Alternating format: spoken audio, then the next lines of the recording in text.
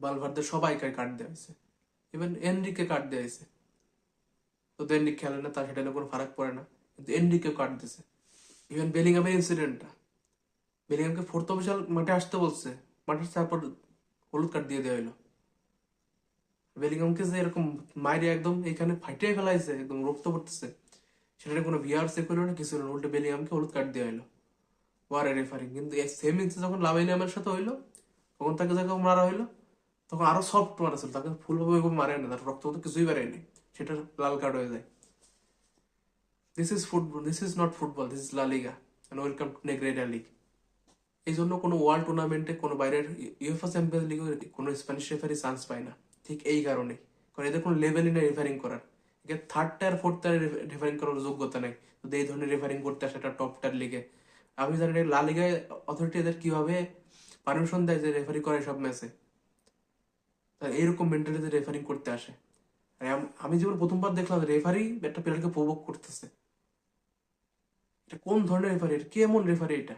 Even রেফারির যে তিনটা দল ছিল, ওরা ওরা হুইসেলের পরে ওরা তিনজন দাঁড়ায় আছে, যে মাঝখানে কেউ কিছু বলে নাকি আমরা ফাইট করবো এখানে। এটা কোন ধরনের রেফারিং?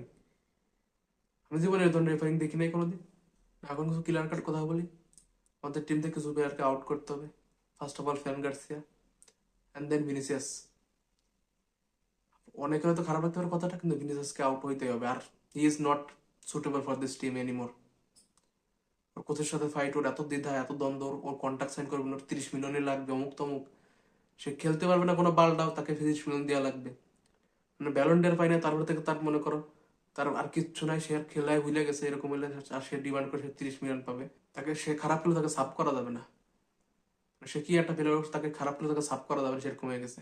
এরকম প্লেয়ার হলে কোনো প্লেয়ারই ক্লাব থেকে বড় না, সে প্লেয়ারকে স্যাক করা হোক। জাবিকে স্যাক করা দরকার নেই, জাবি ঠিক আছে, জাবির আন্ডারে জাবির মতো করে প্লেয়ারগুলোকে খেলতে বলেন, দেখেন রেজাল্ট আসে কিনা। ইন্দুর মতো থাকতে বলেন স্কটকে, ওর ব্যাকআপ দেন, তাহলে দেখেন জাবি কাজ করতে পারে কিনা। এরকম ইগোশুলা প্লেয়ার লাগবে না। যারা ড্রেসিং রুমে এরকম কিওস ঘটাচ্ছে, তাদের একদম ক্লাব থেকে বাদ দিয়ে দেওয়া হোক, তাহলে এই টিমে শান্তি আসবে না। যখন ড্রেসিং রুমে দুইভাবে অ্যাপার্ট হয়ে যায়, কোচের কোনো কন্ট্রোল থাকে না, তখন এই ধরনের হয়।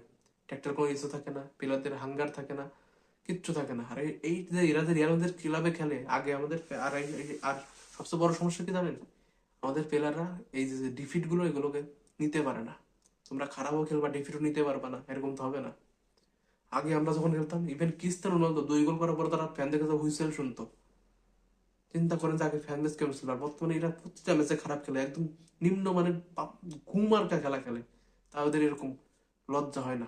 এদের রিয়াল মাদ্রিদ শার্ট পরে এদের বেদের প্রতি কোনো রেসপন্সিবিলিটি